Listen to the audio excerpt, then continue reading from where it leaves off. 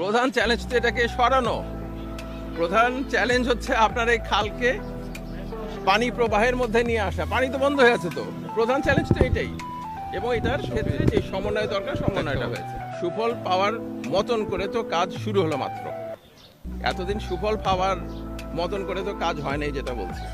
আপনার সুফল পাওয়ার কাজটা শুরু হয়েছে। আমরা বিশ্বাস করি যে আগামী বর্ষার আগে কিছুটা সুফল পাবেন, পুরাটা না পেলেও। এতদিন কোনো কাজ হয়েছে বলে আমি মনে করি না। কালেকটিভলি আমরা সবাই, সরকার, সিটি কর্পোরেশন, সিডিএ সবাই মিলে আমরা একসাথে কাজ করছি, যে কাজগুলি আগে হয়নি। এক নম্বর সমস্যা কোনটা? এক নম্বর সমস্যা কিন্তু জলাবদ্ধতা, ওয়াটার লগিং প্রবলেম। কারণ এটার কারণে প্রধান উপদেষ্টা সাহেবের বাড়িও চট্টগ্রাম, উনি এটা কনসেন্ট্রেট করেছেন, যার কারণে আজকে আমরা দেখেছি আদিলুর রহমান সাহেব উনি এসেছেন, উনি এর আগেও এসেছেন, এবং আমাদের আরও 3 জন উপদেষ্টা এটা নিয়ে কাজ করছেন। এবং আমরা মনে করি যে আমরা সবাই মিলে সমন্বিতভাবে এই কাজগুলো যদি করতে পারি, জলাবদ্ধতার হাত থেকে চট্টগ্রামবাসীকে আমরা রেহাই দিতে পারবো বলে আমরা আশা করছি।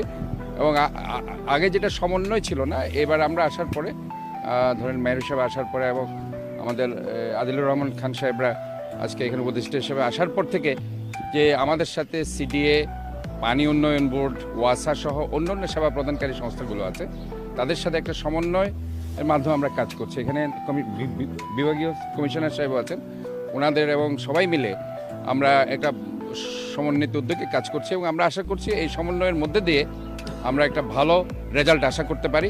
হয়তোবা এই মৌসুমে 40-50% আমরা পেতে পারি, কিন্তু আরও একটি বছর হয়তোবা সময় লাগবে 100% এটাকে ফলপ্রসূ করতে। তো আমরা যেটা মনে করছি সেটা হচ্ছে যে মূল কথা হচ্ছে জনগণকে সচেতন হতে হবে। এখন আমি খাল পরিষ্কারই করলাম, আমি একটা উদাহরণ দিচ্ছি। কৃষিকাল আমি আসার পরে 3 দিনের মধ্যে আমি এটা পরিষ্কার করলাম। আমি গতকালকে সেখানে গিয়েছি, সেটা আবার গার্বেজ স্টেশনে পরিণত হয়েছে। এবং আমি যখন ওয়াশ করছিলাম কালকে, কমিশনার সাহেব ছিলেন, ল্যাব, তোষক, বালিশ, পলিথিন, প্লাস্টিক তো আছেই, আর ফ্রিজ, এগুলো তো টিভি আছেই।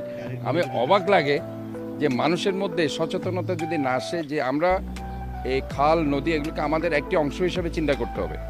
আমরা যেভাবে ভাত, মাছ, মাংস খাচ্ছি, ঠিক এই ধরনের একটা অংশ হিসেবে মনে করতে হবে। এটা আমাদের প্রাত্যহিক, আমাদের লাইফের একটি অংশ। আমাদেরকে বেঁচে থাকতে হবে, এবং এটা কিন্তু আমাদের দ্বারাই সৃষ্টি। তো আমাদের দ্বারাই সৃষ্টি, যেহেতু আমাদেরকে সচেতন হতে হবে। আমাদের বিশেষ করে যেগুলো নন পেরিশেবল ওয়াস্ট প্রোডাক্ট, পচনশীল না, এই যে পলিথিন বলেন, প্লাস্টিক বলেন, কর্কশিট বলেন, যত্রতত্র আমরা যাতে না ফেলি। এবং এটার জন্য আপনারা সিটি কর্পোরেশনের পক্ষ থেকে 40,000 বিন আমরা দিয়েছি, এবং এটা আমরা প্রত্যেকটা বাজারে এবং দোকানের সামনে আমরা দিই।